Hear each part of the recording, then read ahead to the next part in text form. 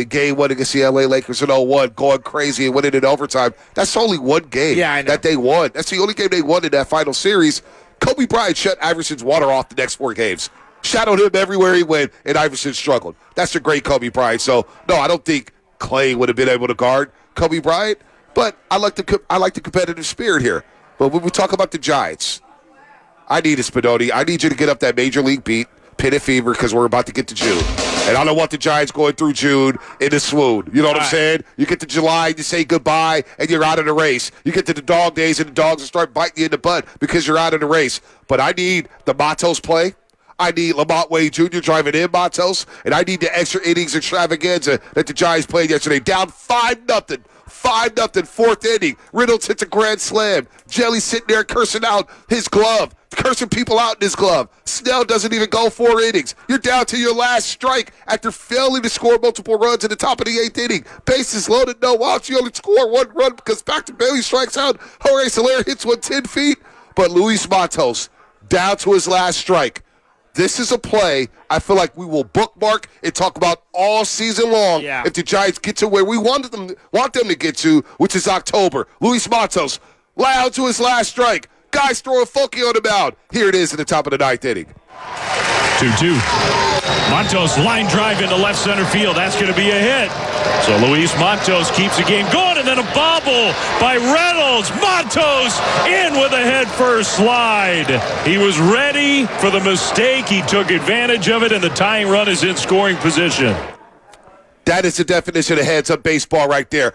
Previously in that at-bat, he had took a long walk. He had fouled one to left field, and Javi Lopez sided it going, go ahead, Matos, take your time. Strut to the batter's box. Don't rush. Get your head right. Let your heartbeat slow down. And boy, did it slow down. Goes into second base there. You can hear it in Flim's voice on NBC Sports Bay Area. The enthusiasm of the youngster. There's something about a youngster making a play like that that just gets everybody up out of their seats saying, okay, we got life. How many times does a guy hit a ball into left center field and they kind of loaf it around first base? This guy's booking. The second the left fielder bobbled the ball, he was flying into second base. Got smacked in the face with the glove and actually jarred him there for a second, and then Lamont Wade Jr. steps up, Bonta. Lamont Wade Jr. steps up.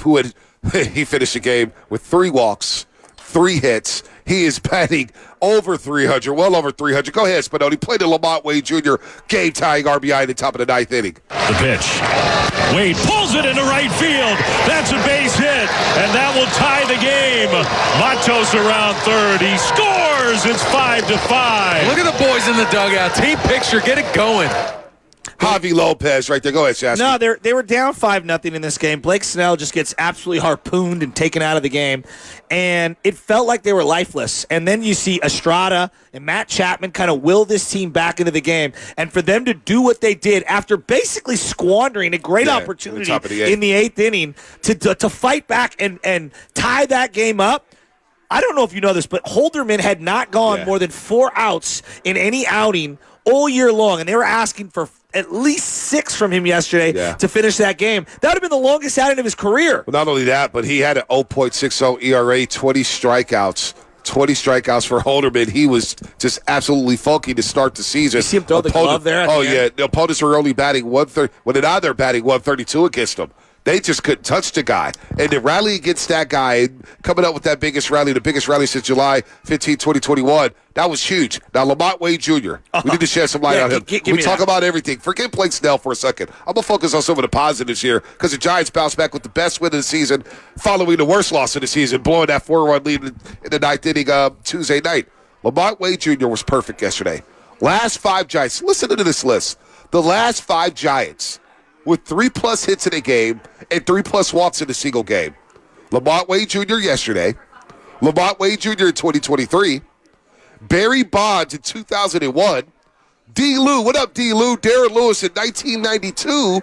And Willie Mays back in 1970. Those are the last 5 Giants with a perfect on-base percentage in a game. Last 5 Giants with 3 hits and 3 walks in a single game. Lamont Wade Jr., Lamont Wade Jr., Barry Lamar Bonds, Darren Lewis, and Willie Mays. Wow. Lamont Wade Jr. has been amazing for this team. His batter's eye is incredible. He is not driving the ball for a lot of power, but he's getting on base left and right. I mean, look at his on-base percentage. He's one of the top guys in baseball right now. And I look at what he's done at first base defensively, and to me, I know, again, we talked about it earlier, the Pete Alonsos, even though he's batting like 230, right. He's going to be in all-star contention because he plays for the Mets. Matt Olson. Freddie Freeman, Matt Olson, those feel like locks. Lamont Wade Jr. may not be the guy, but if you ask me today, I think he's my representative for all-star. Now, they got another month or two. Right. But today, he's my guy that's representing the Giants for an all-star game. Professional at-bats, seeing the ball well on the batter's box, batting .336 with an on-base percentage of .484. He is playing so well right now. And then you get Matt Chapman. And then you get Matt Chapman with the home run earlier in the game. He went. What's his batting average up to now? Right now, he's up to 245. I mean, think about where he was just like 8, 9, 10 days ago. In the month of May, he's batting 283. Yeah, that's Matt Chapman is a lifetime 240 hitter. Yeah. He's batting 283 here. Yeah. He may be on the show tomorrow. We're not gonna guarantee that because you never know with players. You just never know. Matt Chapman may make a morning roast appearance. I'm not going to bet my bottom dollar on it, not because of Sam Lubman. Yeah, well, I'm a United player. Because I'm just going to wait on it. Well, here's something I want to talk about, like Camilo getting back on the bump and closing that game out the way he did emphatically. He had a 4-run lead. I like that Melvin, with a 4-run lead, went to Camilo in that situation instead of Luke Jackson. Let's talk about the final, how you would draw it up for this team right now. Camilo's your ninth inning guy, right? Yep. Okay. Yeah, I mean, that's no question. Okay, so let's work backwards. Who do you like in the 8th, 7th, and 6th? I'm going to say, and I'll give you a second to think about this. I wrote it down on paper. Sean Jelly feels like their 5th, 6th inning guy right now. Kind of a swing guy. He's a bridge guy. Yes. If the game gets out of hand early, you bring in John Jelly I agree. to eat some innings up. Maybe you could put him in the 6th inning there, but he's now in a conversation for 5th, 6th inning duty. Okay. All right. It feels like you're choosing between the lefty Rogers, who's fallen out of favor, Luke Jackson, who to me has fallen out of favor, the lefty Miller, Rogers, who throws right-handed at Submarine, Ryan Walker. Who is your 8th, 7th, and 6th inning guys, ideally for you? And I have this new guy, Rodriguez. Well, you brought up Rodriguez here. And I think Rodriguez is starting to earn some keep with Bob Melvin in this organization. 2.53 ERA, 4 strikeouts yesterday in 2 innings. I think we're going to take a long look at Rodriguez here in the future. Whether it's the 6th inning, whether it's the 5th inning, I think Rodriguez has earned at least some reps in high-leverage situations. Maybe it happens today in Pittsburgh. Maybe it happens over the weekend in New York City against the Mets.